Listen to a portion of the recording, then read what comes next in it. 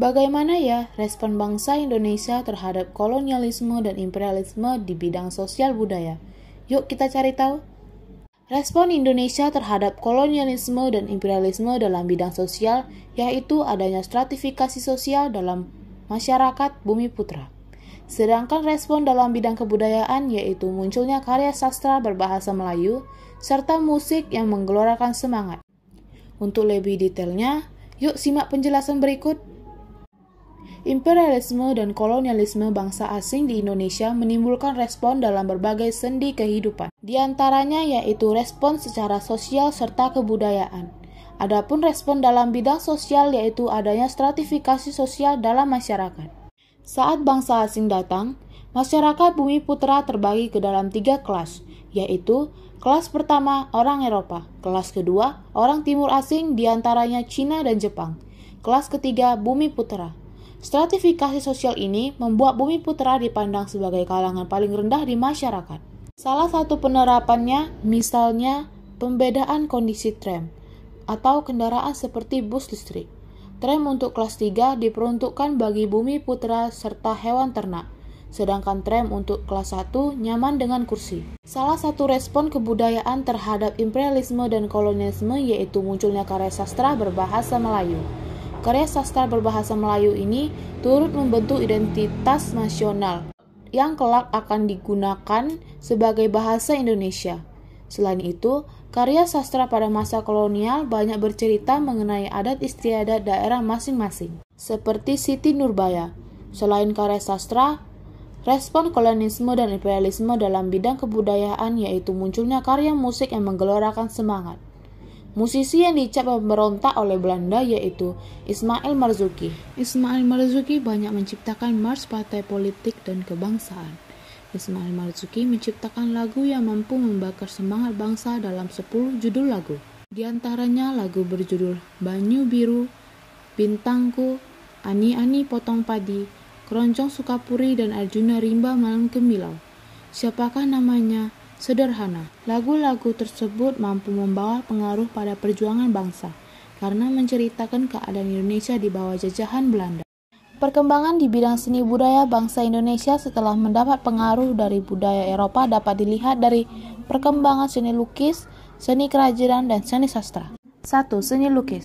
Perkembangan seni lukis pada zaman Islam ditandai dengan munculnya kaligrafi. Pada masa pemerintahan Harun 17, setiap kapal yang melakukan ekspedisi pelayaran ke Nusantara harus mengikuti petunjuk pelukis atau juru gambar terkenal yang dituangkan ke dalam lukisan mereka. Pada umumnya, objek-objek lukisan mereka di luar pesanan pemerintah kolonial, berkisar tentang pemandangan alam, bangunan-bangunan tradisional, dan objek tertentu yang menarik perhatian mereka. Di antara karya para juru gambar yang sampai sekarang masih tersimpan di museum-museum Belanda adalah Iringan Pengawal Seorang Pangeran Banten abad 12 dibuat pada tahun 1596, Perkawinan di Banten abad 17, dan Delegasi Diplomatik Pembawa Surat untuk Sultan Agung Tirtayasa yang dibuat pada tahun 1673. Baru menjelang Perang Dunia II, datang beberapa orang pelukis Eropa ke Indonesia seperti Nieuwenkamp, Walter Siepes, Rudolf Bonnet, yang masing-masing membawa aliran seni lukis berbeda-beda seperti kubisme, ekspresionisme, surrealisme, atau simbolisme. Para pelukis Indonesia seperti Affandi dan Basuki Abdullah mendapatkan pengaruh dari gaya-gaya lukisan yang dikembangkan oleh pelukis-pelukis Eropa tersebut. 2. Seni kerajinan. Pada abad ke-19 merupakan babak baru bagi perkembangan usaha kerajinan rakyat pemerintah kolonial Belanda yang dipimpin oleh Gubernur Jenderal Herman Dendels. Mengalami kesulitan mendatangkan perlengkapan tentaranya di Eropa karena sedang terlibat konflik dengan Inggris.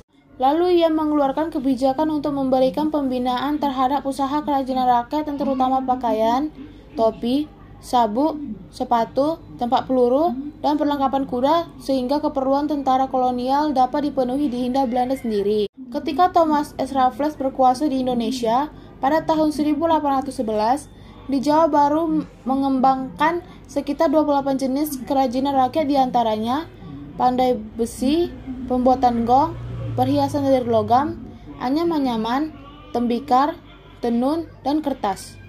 Pada umumnya, produk-produk kerajinan rakyat waktu itu masih terbatas hanya untuk memenuhi kebutuhan sendiri dan kebutuhan lokal.